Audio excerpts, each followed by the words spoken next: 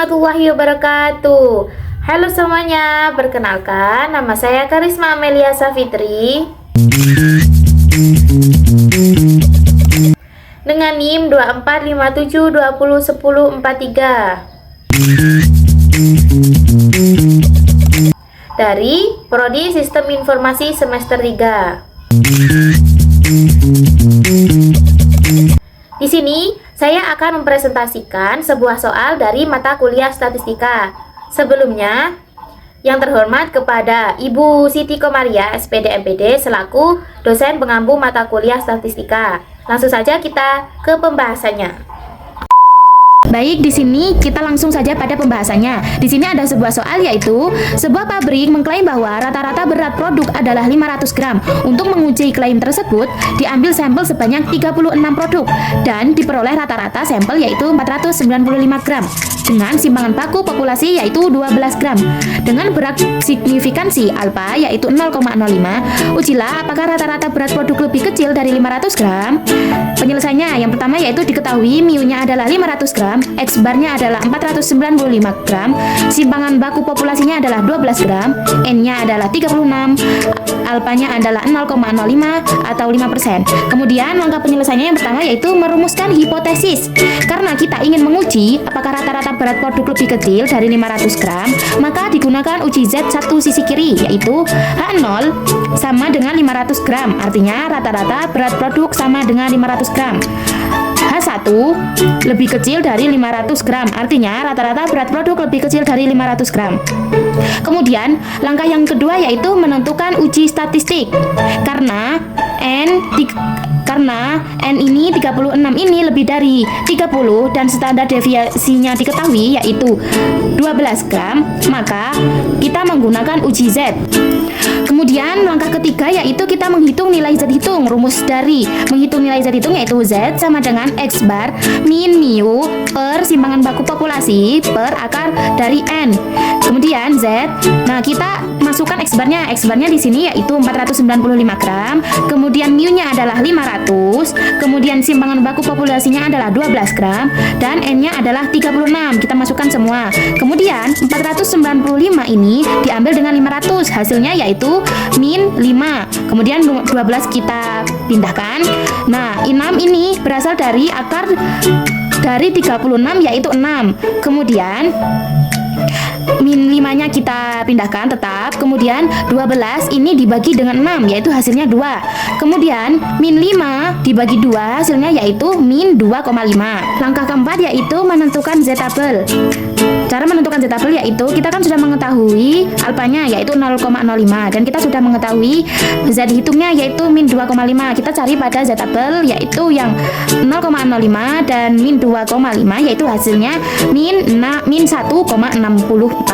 Kemudian langkah yang kelima yaitu kita cari kriteria pengujian. Jika Z hitung lebih kecil dari Z-tabel maka H0 ditolak. Jika Z hitung lebih besar dari Z-tabel maka H1 diterima. Kemudian kita cari keputusan. Nah, karena diketahui Z hitungnya min 2,5 yaitu yang ini lebih kecil dari Z-tabel, Z-tabelnya kan min 16,4 ini, maka HO ditolak dan H1 diterima. Seperti gambar ini. Kan kita hanya mencari satu sisi di sisi kiri. Nah, di sini daerah penolakan HO yaitu min 1,64. Nah, kemudian kesimpulannya, klaim pabrik tidak terbukti karena berat rata-rata produk kurang dari 500 gram. Kita lanjut pada soal yang kedua, yaitu di sini ada sebuah soal yaitu rata-rata nilai matematika siswa secara nasional adalah 75.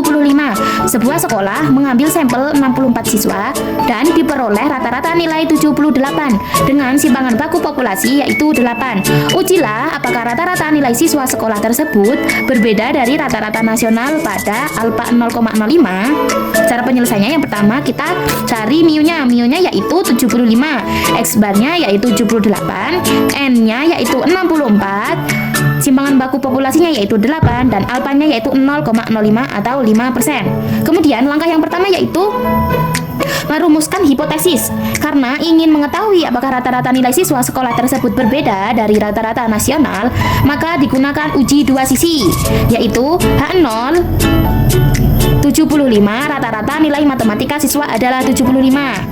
H1 75, rata-rata nilai matematika siswa bukan 75. Kemudian langkah yang kedua yaitu menentukan uji statistik. Karena jumlah sampel lebih besar dari 30 dan simpangan bakunya diketahui, maka menggunakan uji Z dua arah. Nah, ini kan jumlahnya lebih dari 30, yaitu di sini adalah 64, maka menggunakan uji Z dua arah. Kemudian langkah yang ketiga yaitu kita menghitung nilai Z hitung. Rumusnya yaitu Z X bar min mu per simpangan baku populasi per akar dari N. Kemudian kita masukkan. Di sini X barnya adalah 78, kita masukkan. Kemudian mu-nya adalah 75. Kemudian simpangan baku populasinya adalah 8 dan N-nya adalah 64. Kemudian 78 ini dikurang 75, hasilnya yaitu 3. Nah, 8-nya kita tetap pindah tempat. Kemudian 64 ini akar dari 64 yaitu 8. Kemudian 3 tetap. 8 dibagi dengan 8 yaitu hasilnya 1. Kemudian angka terakhir yaitu 3 dibagi dengan 1, hasilnya yaitu 3. Langkah yang keempat yaitu menentukan nilai Z tabel. Karena yang ditentukan adalah Z tabel dari hipotesis dua arah, maka nilai alfa ini dibagi dengan 2. Nah, berarti alfa dibagi 2, alfanya tadi kan 0,05. Maka 0,05 dibagi dengan 2 yaitu hasilnya 0,025. Jadi Z tabelnya yaitu jika alfanya 0,025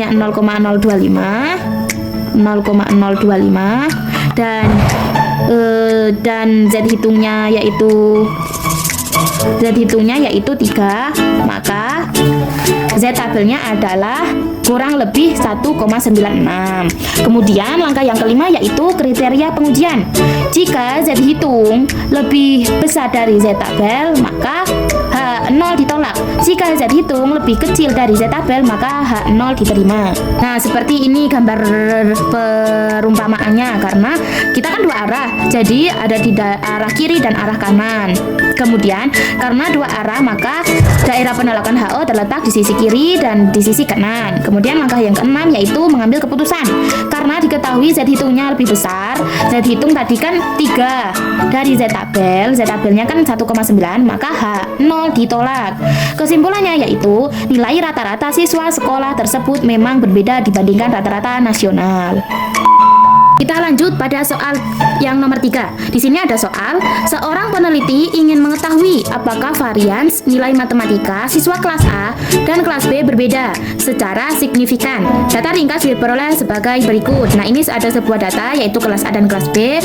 Jumlah sampel kelas A adalah 12, jumlah sampel kelas B adalah 16.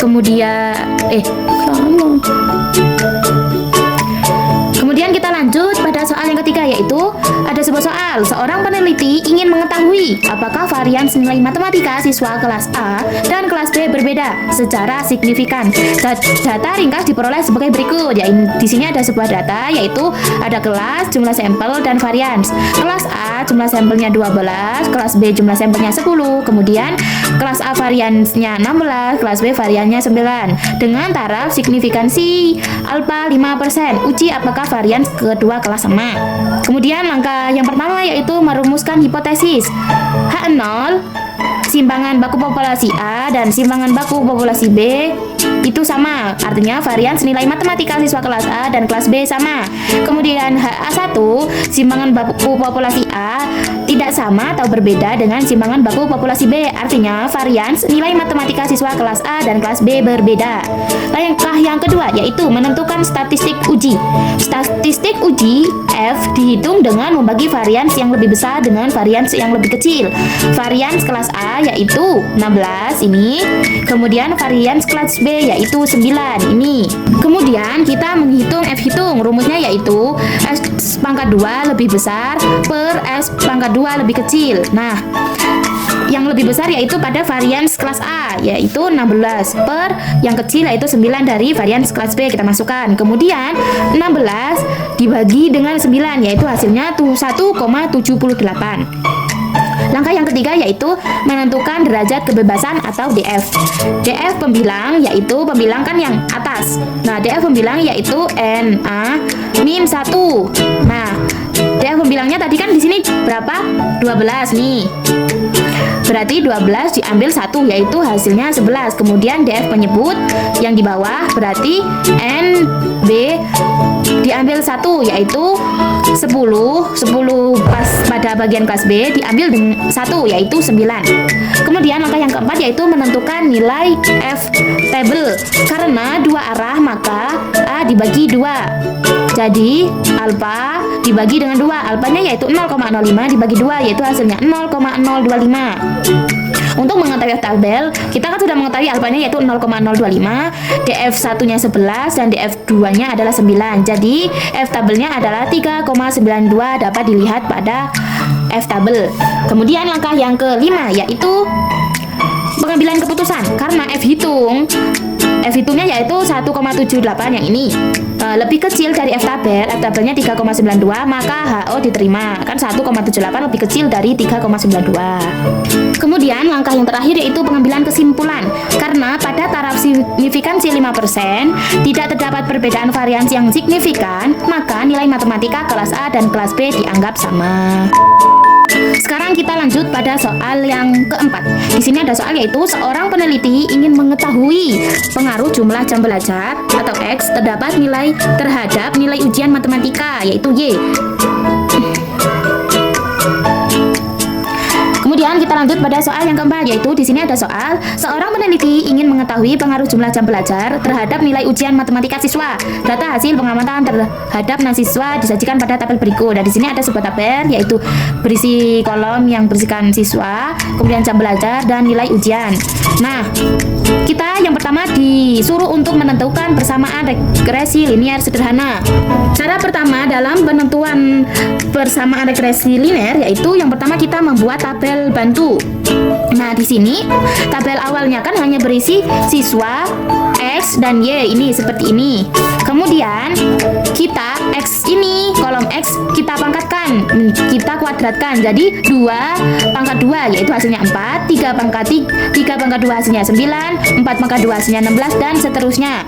Kemudian yang Y, yang kolom Y ini kita pangkatkan juga seperti yang X. Jadi 65 pangkat 2 hasilnya 4225, 70 pangkat 2 hasilnya 4900, 75 pangkat 2 hasilnya 5625 dan seterusnya. Kemudian XY ini dicari dengan cara mengkalikan kolom X dikali dengan kolom Y. Jadi 2 dikalikan dengan 65 hasilnya 130, 3 dikali 70 hasilnya 210, 4 dikali 75 hasilnya 300 dan seterusnya. Kemudian kita jumlahkan semua. X ini kita jumlahkan 2 ditambah 3 tambah 4 hasilnya yaitu 27. Kemudian 65 ditambah 70 dan seterusnya hasilnya yaitu 465. Ini kita jumlahkan hasilnya 139. Ini 36.475 dan 2180. Kemudian cara yang kedua yaitu menghitung koefisien regresi B. Nah, rumusnya yaitu B sama dengan N dalam kurung sigma XY min sigma X sigma dikali sigma Y per N dalam kurung sigma X pangkat 2 min dalam kurung sigma X pangkat 2. Kemudian kita masukkan di sini N itu jumlah banyak siswanya. Di sini jumlah banyak siswanya kita hitung yaitu 1, 2, 3, 4, 5 dan 6. Berarti N ini 6. Kemudian sigma XY-nya dalam tabel yaitu 2180 kita masukkan. Kemudian ini sigma X yaitu 27 kita masukkan. Dan sigma Y-nya yaitu 465 per ini N-nya tetap 6 yaitu. Kemudian sigma X kuadratnya kita ini berarti 139 min X pangkat 2 yaitu X-nya kan di sini 27 kita pangkatkan, kita kasih pangkat. Kemudian B 6 ini dikalikan dengan 2180, hasilnya yaitu 13.080. Kemudian yang 27 ini kita kali dengan 465, hasilnya 12.555 per. Nah, 6 ini kita kalikan dengan 139, hasilnya 834 min. Nah, 27 kita pangkatkan 2, 27 pangkat 2 yaitu 729. Kemudian 13.080 diambil dengan 12.555 yaitu hasilnya 525. Dan 834 diambil 729 hasilnya 105. Kemudian 525 dibagi dengan 105 hasilnya yaitu 5. Kemudian kita tadi kan sudah menghitung koefisien regresi B. Kemudian sekarang kita menghitung koefisien regresi A. Rumusnya yaitu A sama dengan Y min B X bar. Kemudian kita mencari X barnya terlebih dahulu, yaitu rumusnya yaitu sigma X per N. Nah, X-nya tadi 27, kemudian N-nya yaitu 6. Jadi 27 dibagi dengan 6 hasilnya 4,5. Kemudian kita mencari Y predikat. Ini namanya Y predikat. Kemudian sigma, rumusnya yaitu sigma Y per N. Y-nya yaitu di sini Y-nya yaitu 465 kita masukkan. Berarti 465. Salah. Ini 465 ya. 465. Nah, N-nya yaitu 6. Kemudian 465 dibagi dengan 6 yaitu hasilnya 77,5. Kemudian kita masukkan rumus ini. Alfa Y predikat min B X bar. Y predikatnya kita udah tadi 77,5 kita masukkan. Kemudian B ini kan hasil dari koefisien regresi B yaitu hasilnya 5. Jadi kita masukkan 5, kemudian X barnya kita masukkan yaitu 4,5. Kemudian 77,5 tetap. Nah, yang 5 dikali dengan 4,5 hasilnya 22,5. Baru ini 77,5 diambil 22,5 hasilnya yaitu 5,5. Jadi persamaan regresi linear sederhana yaitu rumusnya kan ini Y predikat A plus BX. A-nya ini kita kan sudah mencari nih regresi A-nya hasilnya yaitu 55. Kemudian BX-nya ya tadi, B-nya ya tadi kan 5. Kemudian X-nya turun. Jadi persamaan regresi linear sederhana yaitu 55 plus 5X. Kita lanjut pada bagian B, yaitu interpretasikan koefisien regresi yang diperoleh. Interpretasi koefisien regresi A yaitu 55. Nilai 55 itu merupakan nilai dasar yang dimiliki siswa tanpa belajar sama sekali. Jika seorang siswa tidak belajar sama sekali atau jam belajarnya sama dengan 0, maka diperkirakan siswa tersebut akan mendapatkan nilai ujian sebesar 55. Secara statistik, ini adalah titik awal nilai tanpa adanya pengaruh nilai variabel jam belajar. Kemudian, interpretasi koefisien regresi B atau 5. Nilai koefisien regresi sebesar 5 menunjukkan arah dan besarnya pengaruh variabel X terhadap variabel Y. Terdapat hubungan yang searah antara jam belajar dan nilai ujian. Semakin lama waktu belajar, maka nilai ujian akan semakin tinggi. Angka 5 menunjukkan bahwa setiap terjadi penambahan 1 jam belajar, maka rata-rata nilai ujian siswa diprediksi akan meningkat sebesar 5 poin. Jadi kesimpulannya yaitu persamaan ini memberitahu bahwa jam belajar memberikan dampak positif yang konsisten terhadap nilai ujian. Secara matematis, setiap investasi waktu belajar 1 jam akan dibayar dengan kenaikan nilai sebesar 5 poin dimulai dari nilai dasar 55. Kemudian kita mencari yang bagian C, yaitu uji signifikansi koefisien regresi pada tarif signifikansi 5%. Penyelesaiannya yaitu yang pertama kita menentukan hipotesis. H0 sama dengan 0 artinya jam belajar tidak berpengaruh ke nilai. H1 tidak sama atau berbeda dengan 0 artinya jam belajar berpengaruh ke nilai. Kemudian langkah yang kedua yaitu kita menghitung jumlah kuadrat atau JK. Nah, rumus JK yaitu JK total, rumusnya yaitu sigma Y kuadrat min dalam kurung sigma Y pangkat 2 per N. Nah, kita kan sudah mengetahui tadi Y pangkat 2-nya yaitu 30 36.475 ini. Kemudian min y-nya tadi di sini adalah 465. Pangkat 2, ingat kalau ini kan tanda pangkat 2-nya di luar, berarti dia bukan yang ini, tapi dia yang 465 kemudian dipangkatkan 2. Kemudian n-nya yaitu jumlah ini. Kan ini ada 6.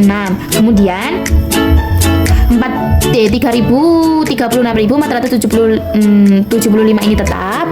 Kemudian kita pangkatkan 465 pangkat 2 dibagi dengan 6, hasilnya yaitu 36.037,5.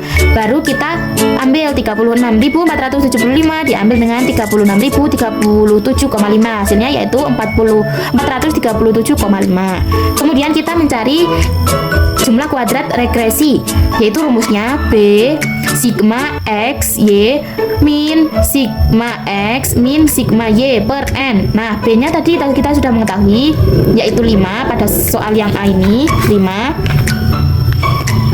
Kemudian sigma xy-nya di sini yaitu 2180. Kemudian